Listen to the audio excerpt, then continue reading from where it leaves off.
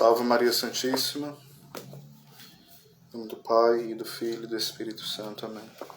Ave Maria, cheia de graça, o Senhor é convosco. Bendita sois vós entre as mulheres, e bendito é o fruto do vosso ventre, Jesus. Santa Maria, Mãe de Deus, rogai por nós, pecadores, agora e na hora de nossa morte. Amém. Rainha da Paz, dai-nos a paz. São João da Cruz, rogai por nós. Em nome do Pai, do Filho e do Espírito Santo. Amém.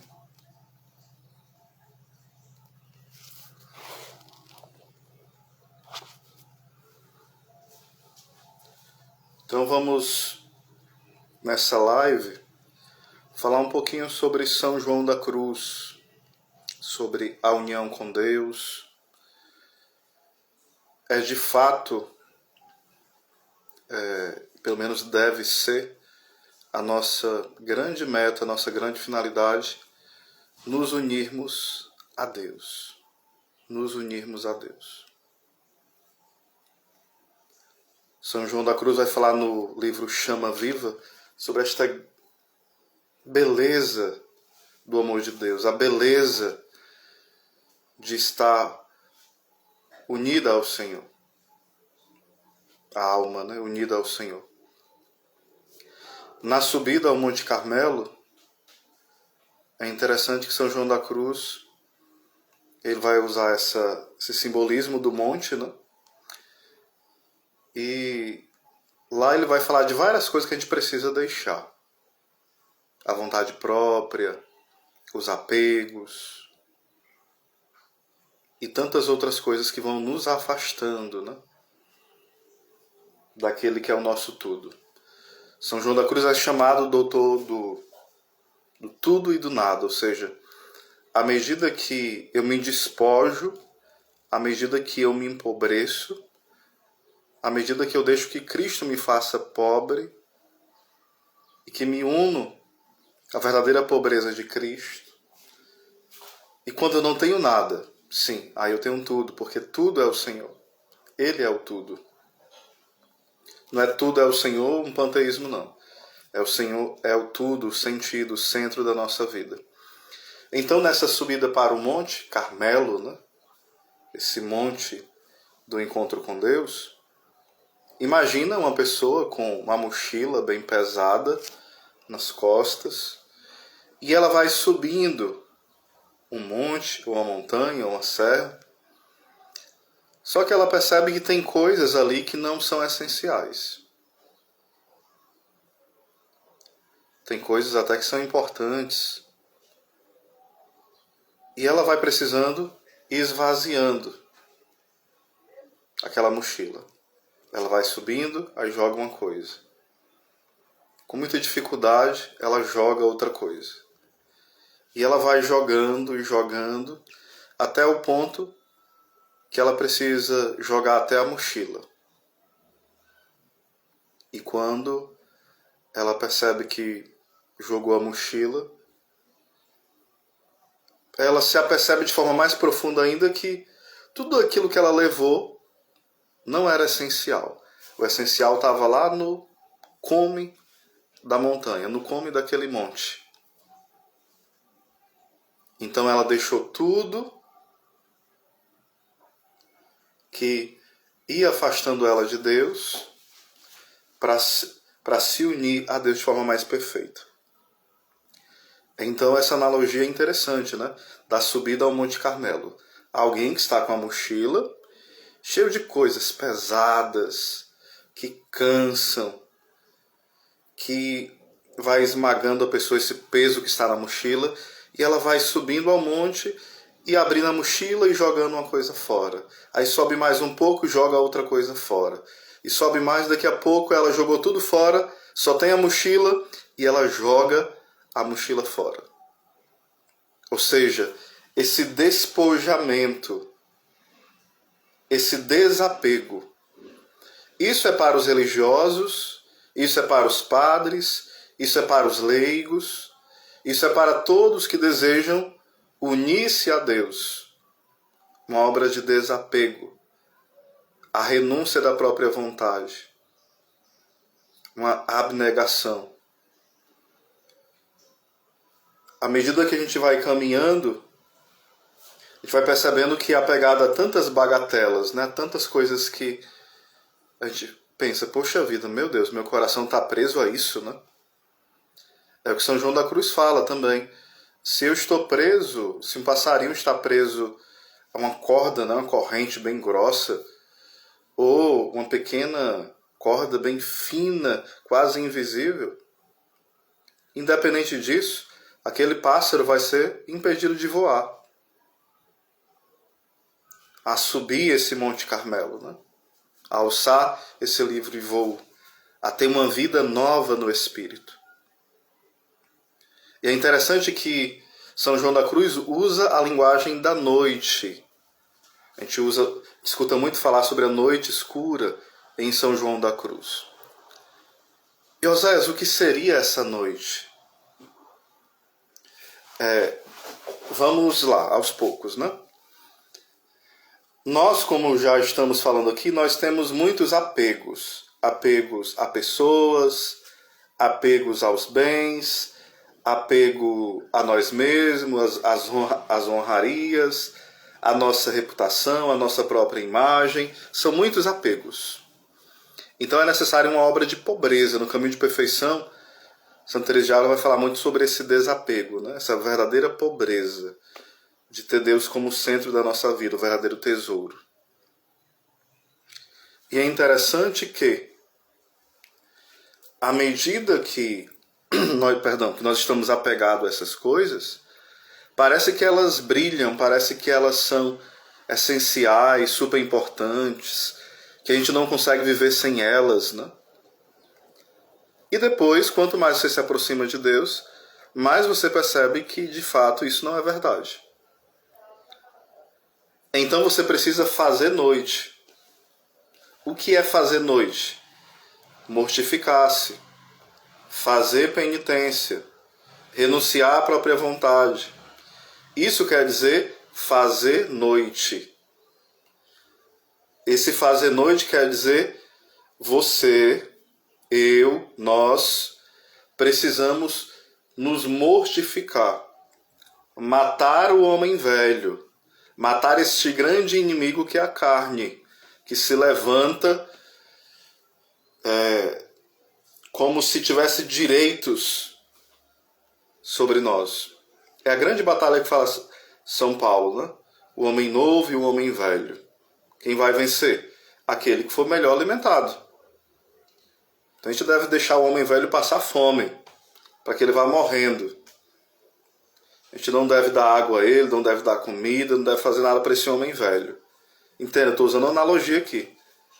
Você não deve alimentar o seu orgulho, a sua inveja, a sua preguiça, o seu julgamento das pessoas. Pelo contrário, você vai matando todos esses vícios.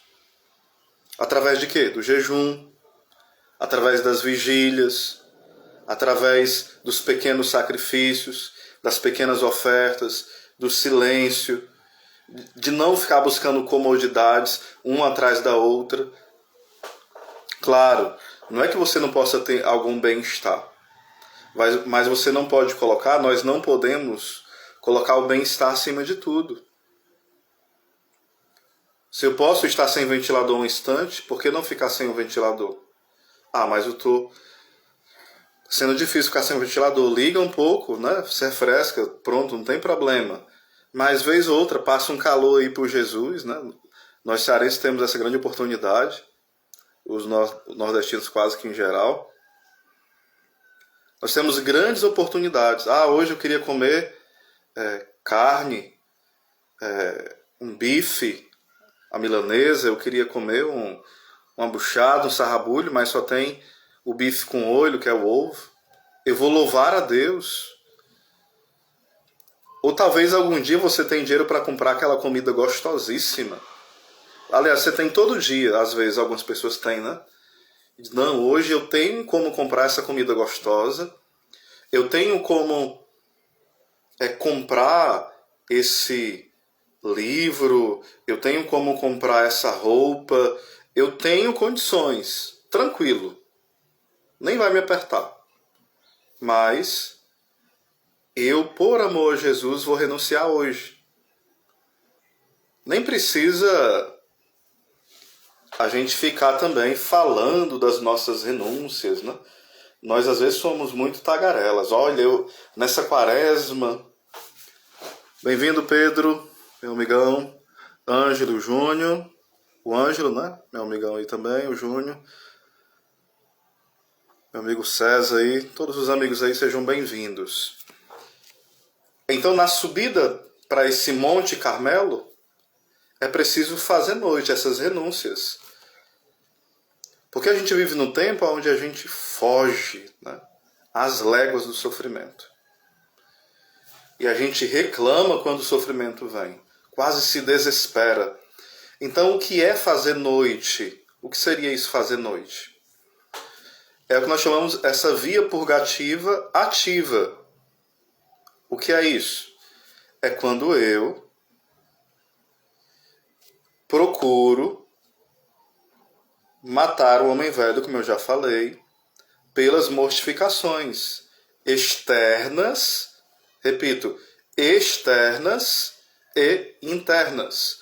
As externas seria o jejum, seria o ficar de joelho um bom tempo, seria andar para um canto longe, para fazer um ato de caridade, seria aguentar o sol quente, seria aguentar o calor ou frio grande. Seriam penitências externas. Você pode pensar várias outras, né? É o vizinho que ligou o som alto, que está insuportável, em músicas que eu não gosto.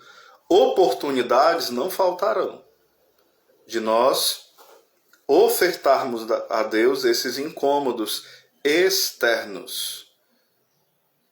Incômodos que vêm de fora mesmo, normalmente, e que eu posso também fazê-los, esses incômodos. Por exemplo, eu não gosto de comer, sei lá, fígado. Naquele dia tem fígado. Por que não comer fígado? É uma coisa externa que eu não gosto, não é atraente, mas não me faz mal nenhum. Então eu vou comer o fígado. Tranquilamente. De galinha ou de gado, qualquer um. Ah, eu não gosto de tomar banho com água fria. Pois eu vou tomar banho com água fria. Ah, mas eu não gosto de suco de laranja. Eu só gosto de maracujá. Pois eu vou tomar suco de laranja. Se não me faz mal e não tem nenhum problema, é apenas questão de gosto. Por que não contrariar o meu gosto? E tomar algo que eu não gosto tanto, já que isso não vai me fazer nenhum mal para a saúde? É algo simples. São coisas simples diariamente que a gente vai fazer. Ah, tá fazendo frio, mas eu posso dormir com um lençol mais fino. Por que não fazer isso? Não precisa ser todo dia. Deus vai inspirando. Quem tem um diretor espiritual facilita, mas hoje quase ninguém tem, né? Mas tem um formador pessoal, tem um comunitário que tá, se ele for tiver essa destreza na vida espiritual, talvez ele ajude. Caso não tenha essa destreza, em alguns pontos ele ajudará e outros atrapalhar. Vai depender muito de várias situações, né? Então, essas mortificações pequenas, renúncias pequenas. Fazer noite. Lembre, o que é fazer noite? É você entrar pela via purgativa, que você já está nela, mas você precisa colocar de forma ativa. Você não precisa esperar que cheguem os incômodos. Você tem que dizer para o seu corpo que ele deve ser submisso ao espírito, à alma. Não é os nossos desejos, impulsos, instintos que mandam. Não. Colocar freio nisso. O grande problema é que a gente não coloca freio nos nossos apetites, instintos, impulsos, desejos. O que a gente faz? Estou com vontade de comer um sanduíche. Come. Ah, tenho vontade de comer. Foi 2. Aí come 2. Calma aí, filho. Se você comer um, está satisfeito, ainda cabe outro. Mas por que não renunciar a esse outro? Para que comer 2? Calma. Gente, isso é uma coisa tão boba, só que nós não nos acostumamos a fazer uma coisa boba. Às vezes a gente fica empolgado, teve uma oração fervorosa e quer contar para todo mundo. Calma, respira, oferta e não conta para ninguém. Deixa Deus trabalhar. Deixa Deus fazer a obra. Deixa pelo menos Ele começar. Às vezes Deus mal começou uma obra nova em nós, a gente já quer contar para todo mundo. Olha, Deus me falou isso, aquilo e aquilo outro e aquilo outro. Santa Faustina, né, já falava que Deus não se comunica com as almas tagarelas. O Senhor falou, foi confirmando isso para ela. Como é que Deus vai falar com a alma tagarela? Não sabe guardar segredo nenhum. Não é o segredo maçônico, não. É o segredo dos amigos do rei. Como falava Santa Teresinha. Entre o rei e o seu amigo, existem segredos. Que depois, futuramente, talvez possam ser contados com a permissão do rei. O problema é a nossa tagarelice, né? Então, o que é esse fazer noite? É nós fazermos penitência de forma generosa, equilibrada, mas generosa. E não esperar pela fazer penitência só na sexta-feira. Eu posso fazer uma penitência na segunda, na terça, na quarta, na quinta. Pequenas penitências, discretas. A discrição é algo muito belo na vida espiritual. Ser discreto. Certo? Então, é esse caminho da subida do Monte Carmelo. Esse fazer noite quer dizer o quê? Por que a expressão noite? Porque, geralmente, os nossos sentidos, né? O tato, o paladar, estão muito ali aflorados, né? Então está muito ligado às coisas deste mundo. É como se tudo brilhasse, né? E quando a gente começa a mortificar a nossa carne, renunciar, fazer penitência, vigília, jejum e abstinências e tudo mais, é como se viesse uma noite. É como se ficasse escuro, né? É preciso fazer noite. No entanto, na nossa caminhada espiritual, vai haver tempos onde vai existir algo chamado aridez. Aridez. O que seria essa aridez? A gente mortificou os sentidos externos pela penitência, pelas mortificações.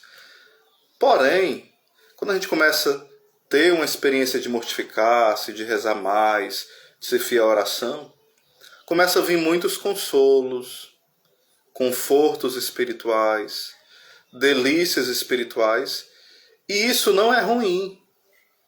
Isso não é ruim. Só que nós não podemos atribuir todas as sensações, sentimentos, emoções sempre a uma ação sobrenatural de Deus. Às vezes pode ser uma emoção nossa. A gente é mais sensível.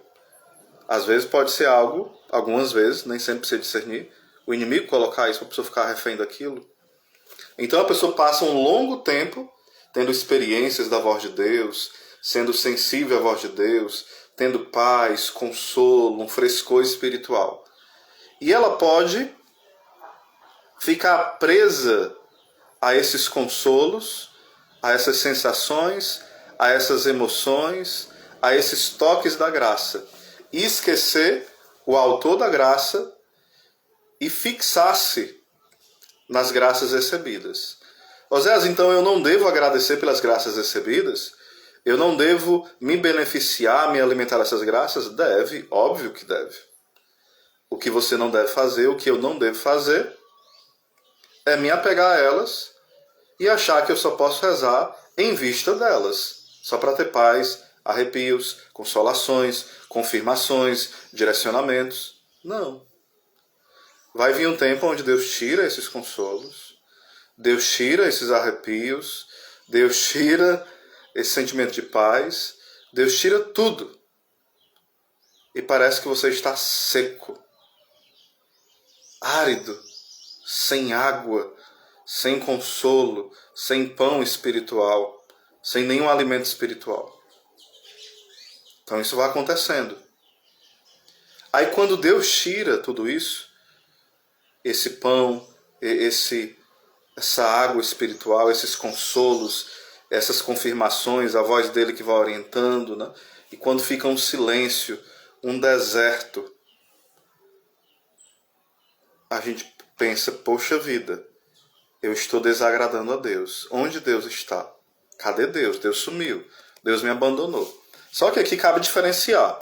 Existe a aridez que vem de Deus, que Deus mesmo nos dá um deserto durante meses ou anos na vida espiritual, essa aridez, para que nós possamos dar provas de amor a Deus, estar na oração, estar na vida com Deus, estar na vida sacramental, estar buscando a virtude, estar buscando uma vida de santidade, mesmo sem ter consolo algum, sem ter conforto algum, sem ter, entre aspas, prêmios algum, pelo menos que a gente consiga enxergar.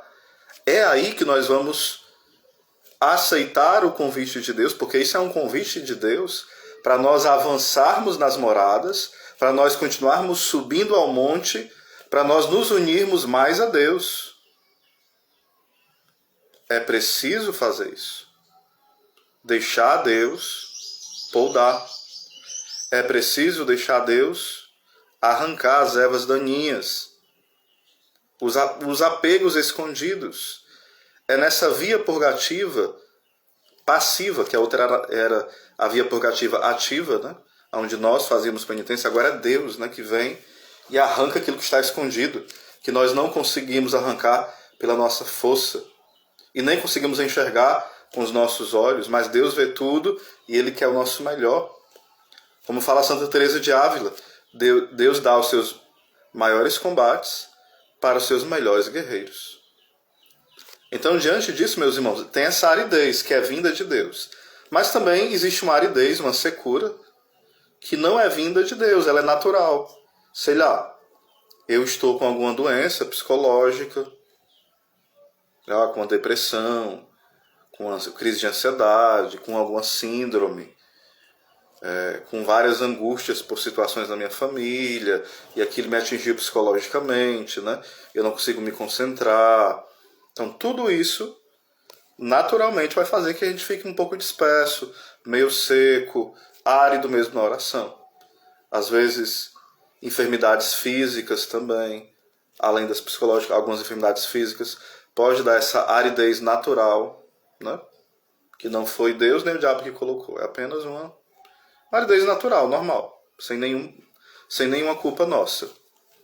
E existe também a aridez que ela é chamada com outro nome, que não seria propriamente uma aridez, seria uma aridez em sentido mais analógico, seria um tempo de secura, que advém, que provém de quê? Da tibieza. Oséias, que tibieza é essa? Só para a gente deixar claro, a tibieza ela vai provocar uma aridez que é culpa nossa. Culpa nossa. Essa aridez advinda da tibieza. Como é que começa a tibieza em nossa vida? Uma das coisas da tibieza, que leva a tibieza, que vai levar a uma aridez que é culpável, que é nossa culpa, qual é? É quando nós cometemos pecados veniais deliberados constantemente. Isso não é pecado mortal, é só venial, vou fazer. Você sabe que é pecado, mas só porque é um pecado venial, você comete e vai cometendo esse pecado venial de forma corriqueira. Então, à medida que nós cometemos vários pecados veniais, deliberado quer dizer, eu sei que é pecado, e mesmo assim eu não luto, e só porque é venial eu me entrego. E se eu costumo fazer isso, se isso vira uma rotina na minha vida, me entregar aos pecados veniais de forma deliberada, é uma das coisas que vai causar tibieza, a nossa alma vai ficando morna, indiferente às inspirações de Deus, indiferente aos toques da graça, indiferente ao fervor espiritual. Isso vai baixando. Outra coisa que vai causar tibieza, quando nós somos negligentes nos nossos deveres. Deveres de Estado. Um pai tem deveres para com o filho, para com a esposa, para com o lar. E quando ele deixa de cumprir esses deveres, isso vai fazendo o fervor dele diminuir.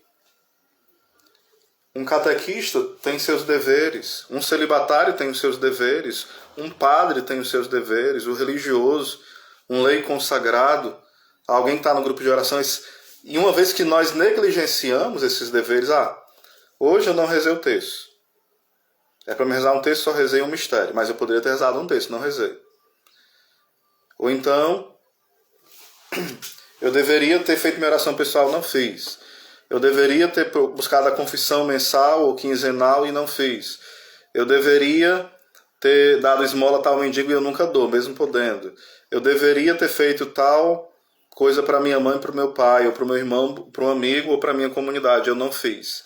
Essa negligência daquilo que está ao nosso alcance, essa negligência diária, vai criando na nossa alma um estado de tibieza, de mornidão, a ponto que nós nos acostumamos a negligenciar as coisas que são obrigações nossas do dia a dia, coisas naturais, da família, da escola, da faculdade, do trabalho e por aí vai, né?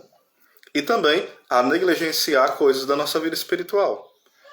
Deixa de fazer a leitura espiritual, deixa de rezar o texto, deixa de adorar o Santíssimo, deixa de fazer a meditação, vai deixando, e fazendo tudo de forma muito relaxada, negligente, de qualquer jeito, né? Então isso vai criar um estado de tibieza, de mornidão na alma, que é aquilo que o livro do Apocalipse fala. Porque não és quente nem frio, estou para vomitar-te, dependendo da tradução fala isso, né? Porque não és quente nem frio, estou para vomitar-te da minha boca. Então, isso, as negligências constantes e diárias e os pecados veniais deliberados vão criando em nós esse estado de mornidão espiritual, que depois a gente vai achar que é uma aridez. Oséias, quem é que tem aridez? Olha, tem aridez quem tem vida espiritual. Em algum momento a aridez vai aparecer. Se você e eu não rezamos, eu rezo um dia, 8 não. Eu rezo uma semana, depois eu passo 2 sem rezar, sem me confessar, passo meses a fio sem me confessar, eu faço tudo só quando eu quero, quando dá na telha. Não, aí você não tem vida espiritual ainda. Então você não tem aridez.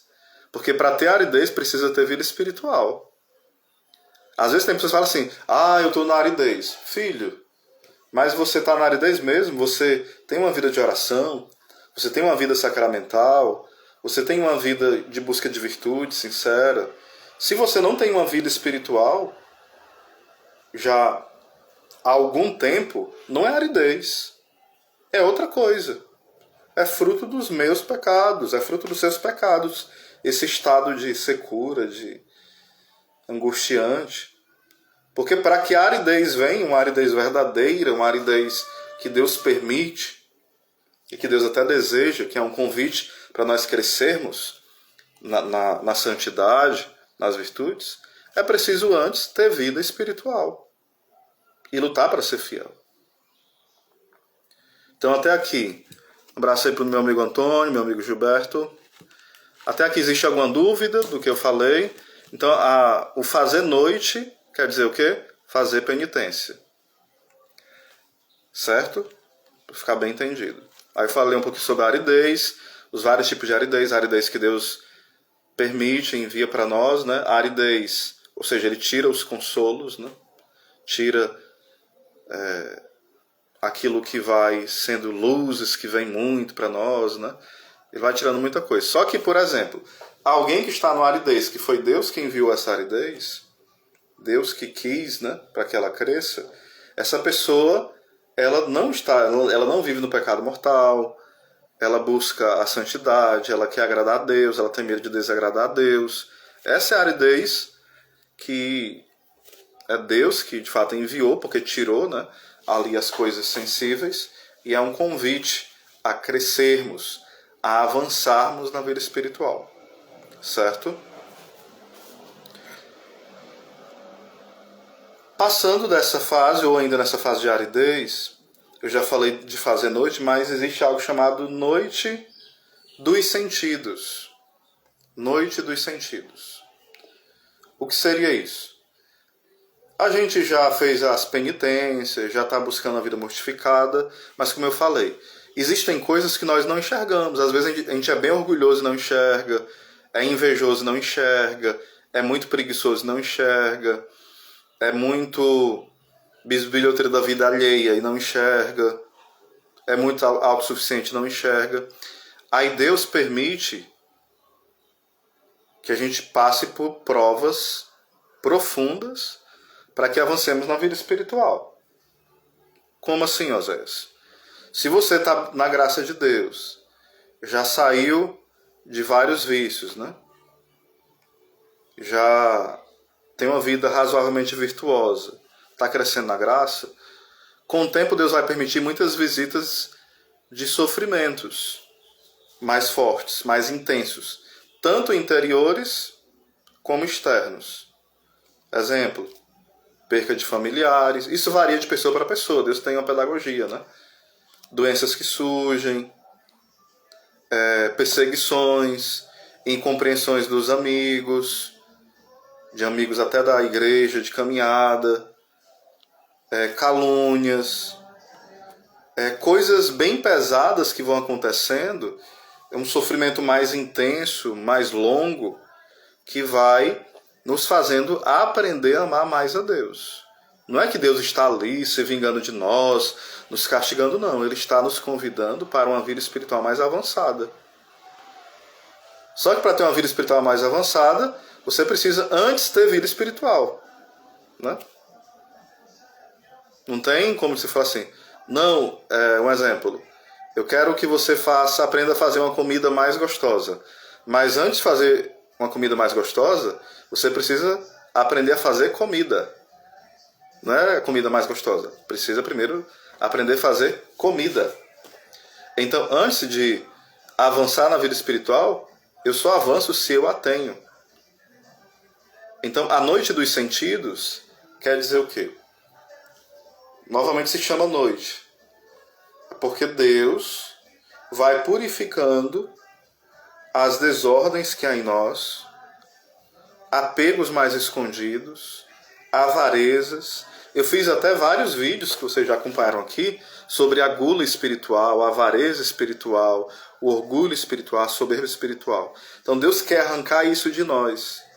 E a noite dos sentidos é essa noite purificadora, aonde parece que o sol que é Jesus, né, no sentido assim, o sol que é esse símbolo da presença de Jesus, parece que ele se escondeu.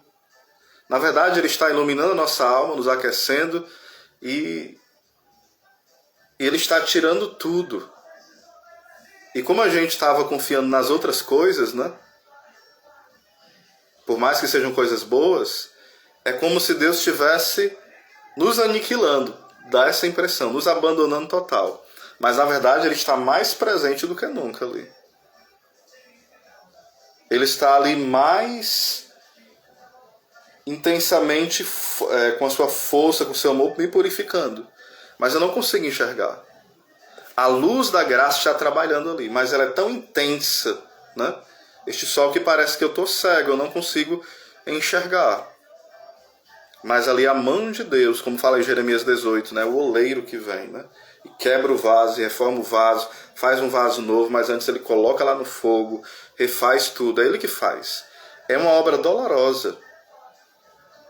Então essa expressão noite quer dizer o quê? Aquele que é o nosso sol, parece que ele se ausentou. E parece não haver aquela luz do dia, que é o próprio Senhor, do nosso lado. Parece que ele se escondeu, mas não é assim. Na verdade, ele está mais presente do que nunca. Então aqui é um pouquinho sobre essa questão da noite, né, dos sentidos. E muitas pessoas deixam de rezar nesse período, porque os sofrimentos aumentam, as provações aumentam, a secura aumenta, as perseguições, as incompreensões, as nossas dúvidas, angústias aumentam, e a gente se desespera. Poxa vida, se ser de Deus é assim, eu não quero, eu vou sair, eu vou abandonar. Não, eu vou voltar para os meus prazeres, eu vou ter minha vida normal. Não, meus irmãos, isso é um engano. Isso é uma armadilha do demônio. Que história de vida normal? Você acha que uma vida de pagão, uma vida de ateísmo, uma vida de militante esquerdista, uma vida de loucuras que tem aí em várias áreas, né? algumas áreas aí contaminadas por ideologias. Você acha que isso é uma vida normal? Não. Isso é uma vida pagã, uma vida animal, uma vida deteriorada, abaixo da lama, abaixo do fundo do poço. Não queremos uma vida normal, queremos uma vida sobrenatural. Essa é a vida feliz. E São João da Cruz está nos convidando a subir no monte, subindo e jogando fora tudo que é apego. Essa amizade me afasta de Deus, me faz pecar. Ou essa amizade é purificada e transformada, ou eu tenho que romper, tomar uma decisão. A palavra decisão quer dizer dar uma cisão, dar um corte, romper. Eu quero Jesus. Se essa amizade me rouba de Jesus, vai para lá. Eu estou namorando, eu estou com um relacionamento sério. Mas se esse namoro só me leva ao pecado mortal, só me leva a direto estar na confissão, eu estou pecando mortalmente, fazendo a pessoa pecar mortalmente, e vejo que não consigo ser fiel, eu devo buscar uma ajuda. E se persiste esse namoro só me levando para o fundo do poço, e me levando aos pecados mortais dia por dia, e eu levando outra pessoa ao pecado mortal, eu devo romper com isso, até que eu possa estar preparado para ter de fato um namoro. Se eu não consigo controlar meus instintos, se eu vivo escravo de mim mesmo, como é que eu vou conseguir dar uma resposta de amor dentro do namoro? Fica difícil. Então, é deixar que Deus vá dando essa cisão. Às vezes, Deus mesmo vai intervir, porque Ele vê que a gente não tem coragem. A gente está apegado àquela amizade, àquele namoro, àquele bem material, àquele cargo, àquela situação, àquele sonho, aquelas tantas pessoas, aqueles tantos amigos. E Deus mesmo vai lá e, meu filho, você não consegue? Pois eu vou romper. Aí a gente sente uma dor terrível. Poxa vida. Parece aquelas crianças que tá com a chupeta, né? E a mãe tira. E a criança acha que a mãe é malvada e quer, e chora, esperneia e grita. Mas não é tempo mais de estar com a chupeta. Não é tempo mais de estar com um pirulito na boca. É tempo de alimento sólido. Um alimento mais forte. Então a subida do Monte Carmelo é isso. É um pouco disso. Claro, tem muito mais, né? Que levaria mais horas para me explicar. E eu acho que a live já está bem longa, eu já falei muito aqui, né? Irmãos, vocês estão acompanhando. Vocês queriam fazer alguma pergunta, fazer alguma colocação sobre tudo aquilo que eu coloquei? Vai ficar no IGTV essa live, já está, acho que quase meia hora. Se alguém tiver alguma pergunta, coloque aqui nos comentários, tá bom? Pergunta ou colocação, algo do tipo. Eu vou esperar um pouquinho, tá certo? Esperar vocês se expressarem.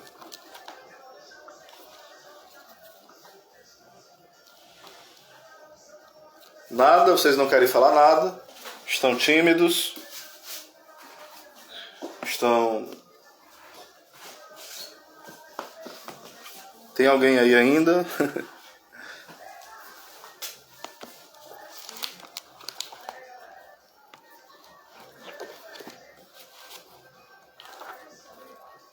Vou rezar a Ave Maria e vocês vão colocando alguma pergunta, se tiver, certo? Ave Maria, cheia de graça, o Senhor é convosco. Bendita sois vós entre as mulheres, e bendito é o fruto do vosso ventre, Jesus. Santa Maria, Mãe de Deus, rogai por nós, pecadores, agora e na hora de nossa morte. Amém. Fala aí, César, escreve aí.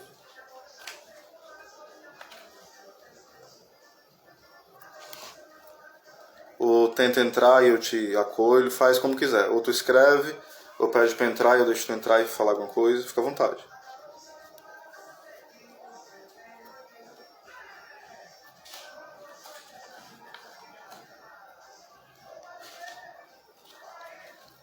Vamos lá, Cezinha, meu amigo.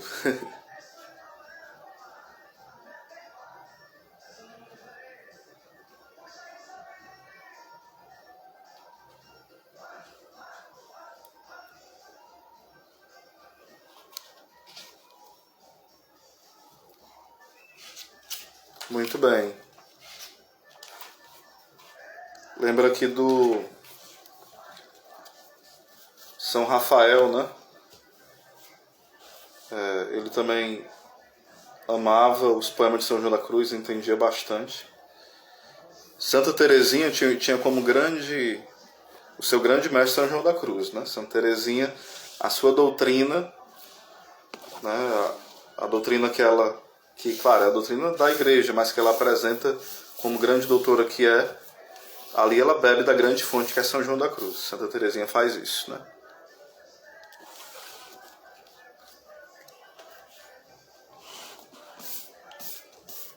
Então que São João da Cruz rogue por nós, Santa Teresinha e os santos do Carmelo, e que aprendamos a viver os momentos de sofrimento como momentos de crescermos no amor a Deus, na generosidade e vivermos essa entrega total, né? Sem reserva. Lembrando, Oséias, eu devo me desapegar às coisas, mas eu sou uma pessoa casada, ou namoro, ou estou na minha família, eu não sou religioso. Como é que eu me desapego? Não, você vai viver essas coisas. Tá certo, meu amigo César? Muito bem.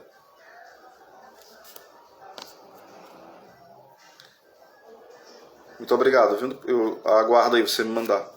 Então o que acontece? Eu estou na minha casa, eu tenho minhas coisas, tenho minha família. Tem problema eu amar? Não. Tem problema eu gostar de estar com eles? Não. Eu só não posso estar apegado. Colocar eles no centro. Entende? Eu não posso estar apegado. Eu não posso estar colocando no centro ninguém. Então isso não serve só para o religioso. Então eu tenho a minha mãe, o meu pai, meus irmãos, eu devo amá-los. Quanto mais eu amo em Deus, mais desapegado eu estou, porque eu sei que eles são de Deus. Não é que você deve desprezar, não dar carinho, não receber o amor deles. Você deve fazer isso. Porque às vezes a gente pega uma leitura de um santo e a gente esquece que a gente não é religioso. Que a gente não é um padre. No caso, quem não é, né? Então eu devo abandonar aquele ensinamento? Não. Eu devo adequar o meu estado de vida e aplicar aqueles valores, aquela verdade que está ali à minha vida. Se eu sou jovem, se eu sou casado, se eu sou celibatário, se eu sou adolescente. Então eu devo aplicar a minha vida profissional, a minha vida familiar, a minha vida de estudante, a minha missão particular. Eu devo aplicar esses ensinamentos. Tipo, eu leio o livro A Selva, Santa Afonso Maria de Ligório, ali fala para os sacerdotes. Eu tenho como aplicar as coisas ali para a minha vida? Tenho, muita coisa. A forma de amar mais o padre, interceder por eles. E aplicar outras coisas que é dito para o padre, e eu vou aplicar de uma forma adaptada para a minha vida. Lá fala da oração mental para o padre. E eu não preciso fazer oração mental? Não, preciso. Ali fala da pobreza, da castidade, da obediência de um padre, né? De uma vivência radical da castidade. A pessoa que é casada pode viver aquilo? Pode, de uma outra forma. De uma outra forma. Então é preciso essa atenção. Porque se a gente não tem essa atenção em relação a essa voz de Deus para nós, essa condução, a gente vai ler o livro dos santos, achar bonito, se encantar e dizer, não, não é para mim.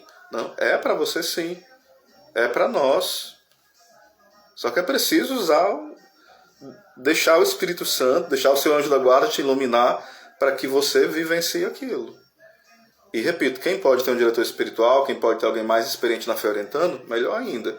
Não vá fazer coisa da sua cabeça, loucura, e ainda sair se gabando da sua vida espiritual, não. Ser discreto, né? Porque a humildade é fruto dessa alma esponsal. Tudo é para o amado. Como cantam tantos místicos, eu sou do meu amado e o meu amado é meu, né? Então é um pouco disso, tá bom? Salve Maria.